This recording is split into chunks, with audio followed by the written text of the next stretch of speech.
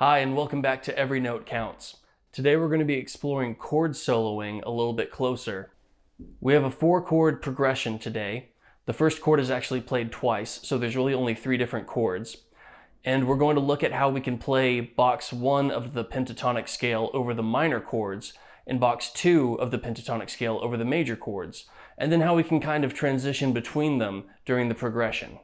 When you overlay box 1 of the pentatonic scale with a minor chord based on the 6th string root, they fit together like a hand in a glove. Box 2 of the pentatonic scale fits over a major chord rooted on the 6th string also.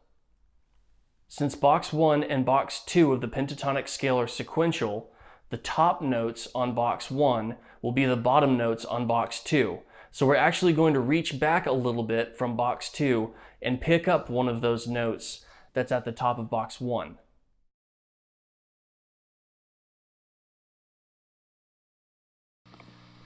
This grip is more efficient than this grip because 1, in this grip my fingers are all crammed together, and 2, if I started with this traditional grip, then when I went to play my lead work, I have to rotate my wrist to bring my fingers into position to play the lead work, whereas with a thumb over grip, I'm already there, good to go. I can cut out this wrist movement, swapping between chords and lead by just staying like this. So this is a better grip because of things like leverage and fulcrum and pivoting. Throw some physics in there to try and justify my reasonings. Yeah, I didn't do great in physics in college.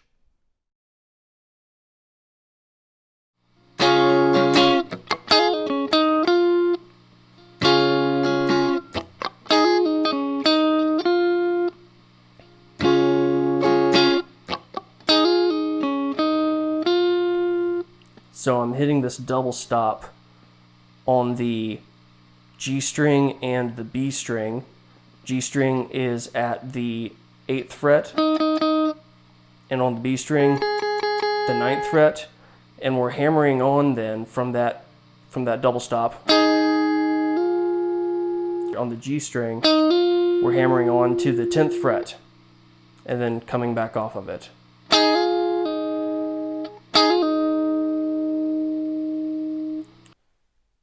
So we'll reach down from box 2 back into box 1 to pick up that note, like a neighbor going over to borrow a cup of sugar, but with no intention of returning it. And then we're going to grab this note here with our pinky on the D string, 11th fret. And then close it off by hitting with our pointer finger here on the 8th fret and then up to the 10th. So.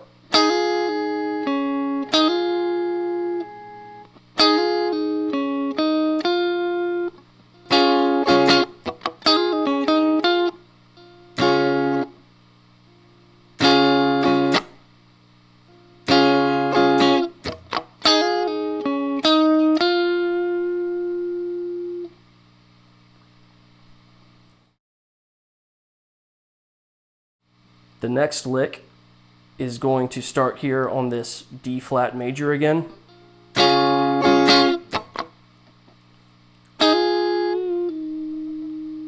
We're hitting that double stop again with the G string on the 8th fret, B string on the 9th fret, and we're hammering on right there. That's the G string is hammering on to the 10th fret. And we're just going to give it a little wiggle, like we're shaking someone's hand and then decide to duck out at the last minute because they'd rather hug. Oh, socially awkward. Okay, I'm out. And then what we want to do is transition to this next chord,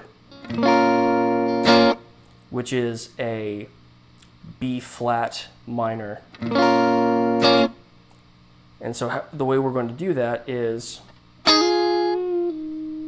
we're going to just use this pointer finger and pull down.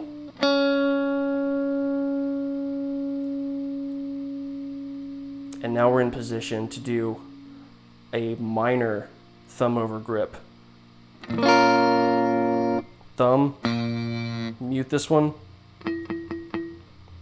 and then use your ring finger to hit the octave of the root, which your thumb is covering.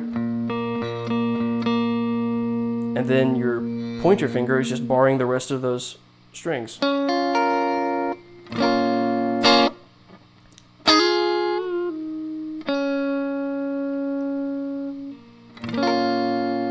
So by sliding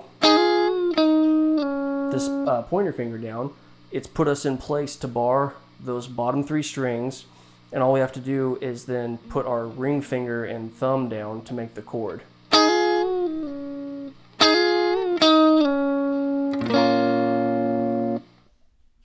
Box 1 is home base for a lot of amazing blues and rock and roll licks. In fact, you can make a career and even become rich and famous by just mastering Box 1, kind of like this guy. I only drive catamarans.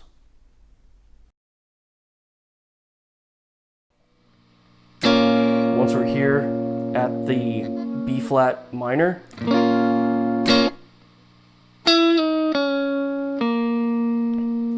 okay, so slide down from 9 to 8 on the G string, hammer off to the 6th fret, and then just walk down D string, 8th fret, D string, 6th fret,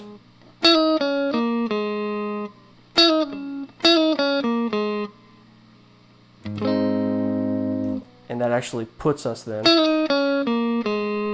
right there.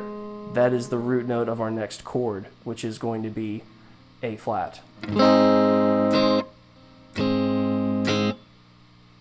So.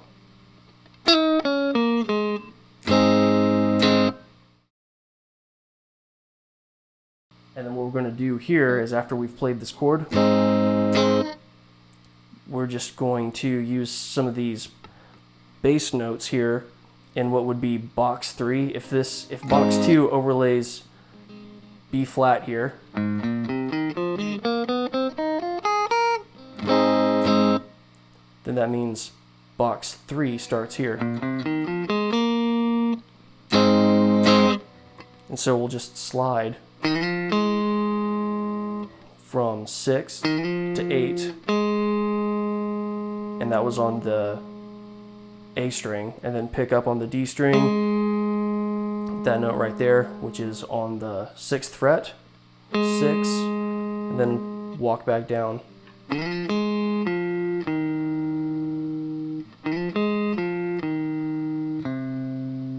And if we end on that note right there, it's going to pull our ear towards resolving this riff. So we want to go to that next fret to bring us back to our major chord that started this whole progression.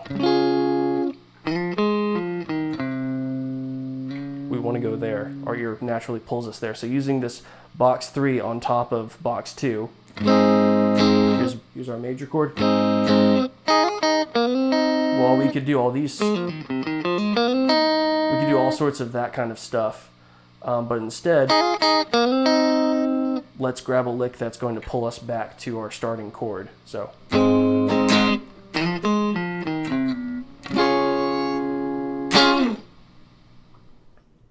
That's it for the tips and tricks we were exploring today. I hope you found it as beneficial as I did when it was first shown to me. If you could take just 5 seconds to click like and subscribe at the bottom of this screen, it would really help me to circulate these videos to a broader audience and help me to make more videos in the future. So if you like this content, clicking like and clicking subscribe would go a long way.